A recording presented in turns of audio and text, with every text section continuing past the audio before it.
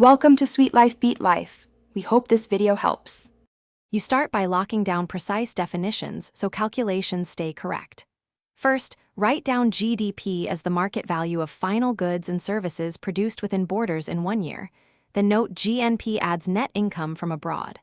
Once done, compile the expenditure components: consumption, investment, government spending, exports, imports.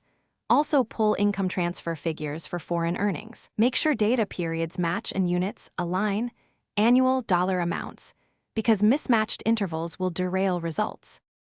You now calculate GDP using the expenditure approach. Sum consumption, investment, government spending, plus net exports, X minus M.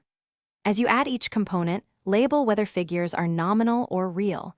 If nominal, convert to real using CPI or the GDP deflator so comparisons are valid. Once components sum, cross-check with income and production approaches when possible to catch omissions. Make sure to exclude intermediate goods, only final goods or value added. Otherwise, you'll double count and inflate GDP. You finish by converting GDP into GNP. Add net primary income from abroad, which equals income residents receive from foreign sources minus payments to foreign residents. Once added, reconcile totals with national income accounts. Look at remittances, foreign subsidiary profits, and imputed rents for accuracy. If the numbers still diverge, backtrack.